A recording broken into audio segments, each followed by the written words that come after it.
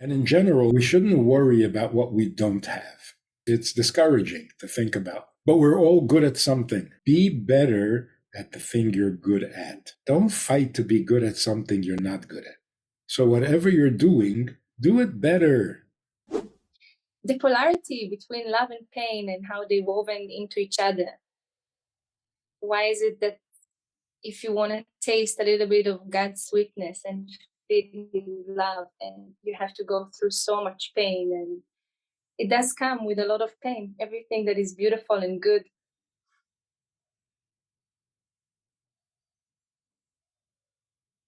Some of it, yes. Most of it shouldn't be painful. But Yosef, Mosif Da'at, Mosif Machiv. Because Da'at means you're sensitive. Well, you can't be sensitive only in one direction. You can be sensitive to love, but not sensitive to the pain. So the more sensitive you are, the more you're going to feel. You're going to feel the love and you're going to feel the pain. If you're insensitive, you won't feel the pain, but then you won't feel the love either. So there's no choice. It's like there is no ahava without yira.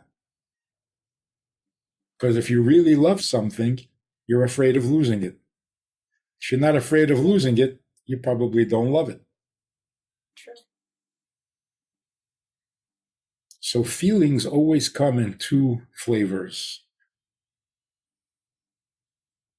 Every emotion. Every emotion. And what does come first, that or emunah? It depends by whom. There are certain people who are really balei dat. They're very mature, they're very sensitive, they're very wise, even as children. And then there are people who are not so sensitive and not so mature, but they're very trusting. They have emunah. They have bitachon. Which one should come first? First, the emunah. For most people, because you're not mature enough. You don't become a bar dat until you're bat mitzvah or bar mitzvah. Until then, what do? You trust. You trust your mother, you trust your father, you trust your teachers. So the emunah has to come first. And it's not a bad thing. It's a safety. And then if you have the right emunah, when you become bar dat, when you become mature, it'll be in the right direction. Because you will already have values, you'll already have principles that you believe in.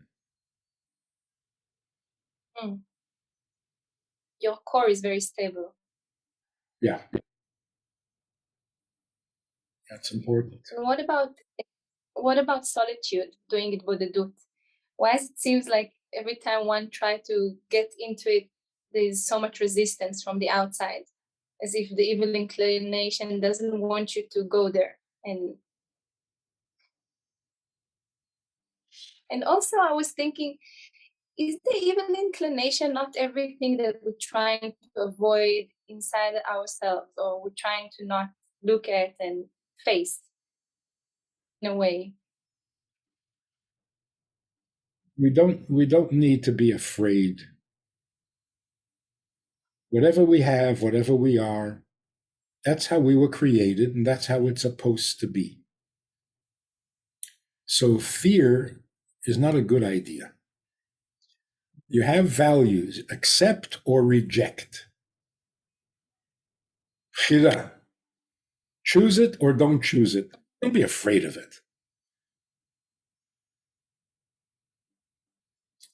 Like the Torah said, Ki seitzei la milchama al oivecha. Not im oivecha. Al oivecha. Don't go to war thinking that you and your enemy are equal. Put yourself above. Don't be afraid. So yeah, it could be that the Yetzer is your enemy. What are you afraid of? If he's your enemy, fight him. Don't be afraid. Do you have any good advice for someone who wants to start doing it with the I'm not sure that it's really that important, especially today. We're so social. We're so exposed that it goes against all our habits and all our lifestyle. And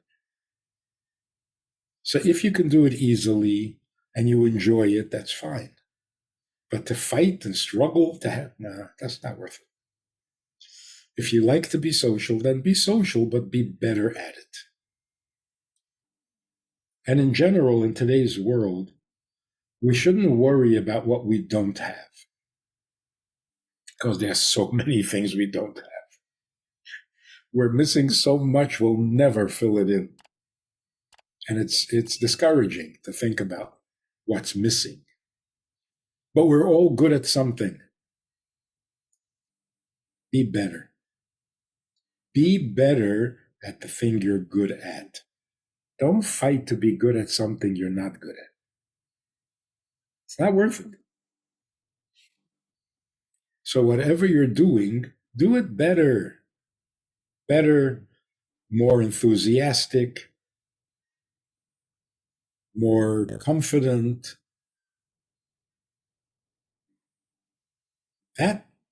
That's always available, possible, realistic. Whether you can become something you're not, you'll spend years trying and then find out that you can't. So what did you do?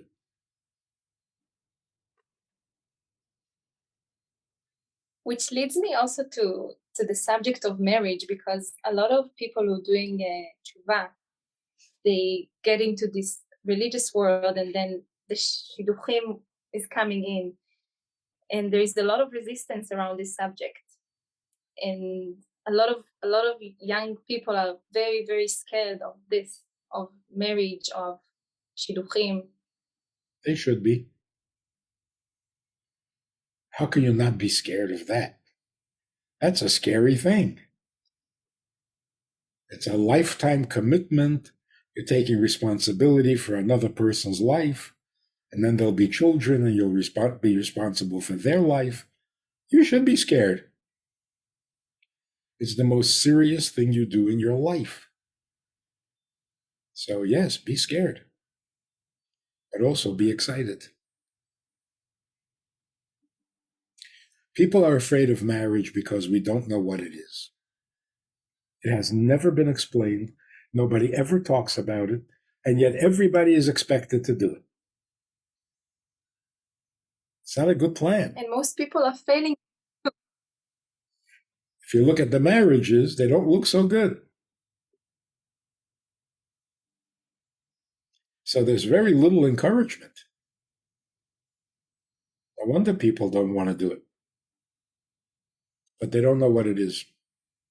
They don't know what it's for. They don't understand it. So, of course. On the other hand, people have tried to not be married, and that's not working either. That is horrible.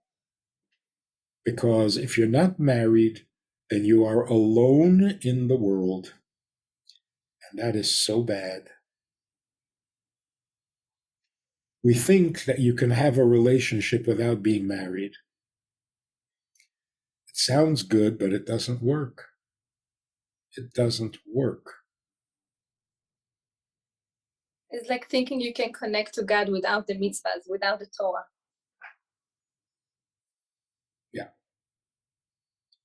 So what happens is you try to have a roommate, you live together, but no commitment, no marriage. Half the time, emotionally, you are married. And to separate would be as traumatic as a divorce. So what have you gained? You might as well have been married. The other half of the people never make that connection. They always remain strangers. So they both feel like they're alone in the world, which is not healthy. So if you're going to live together, one of two things is going to happen. Either you're going to end up being married emotionally, or you're going to feel alone in the world. Doesn't pay. There's nothing good about it. So what is marriage? The first thing about marriage is it's not good to be alone. Right? It's just not good. Not because you can't do it. If you're a capable person, yeah, you can live by yourself. But there's nothing good about it. So the only relationship in which you stop being alone in the world is marriage. If you're very close to your parents, you're still alone in the world. You love your children, you're still alone in the world.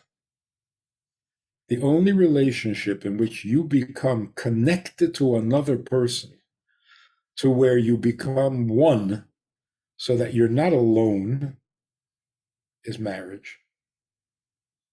And for that, you need a little wisdom. You can't just make a chuppah and that's it. So we need to know what marriage is. We need to know what male and female are. We need to know what intimacy means. There are a lot of pieces that we just don't know because nobody talks about it, except, in all the wrong places. Secular information is available, but it's bad information. So where are the Torah teachers who tell us what marriage is, what intimacy is, what male is, what female is? What, are these not important subjects? Where is our great wisdom from all the sages, from all the rabbis, from all the writings? So we need to educate ourselves. If you enjoyed this conversation or this topic, and you're looking for more information, or you want to hear it again from another angle, there is a way to do that. And that is in this book. It's all there. Order it from Amazon. You can read it, reread it, and share it.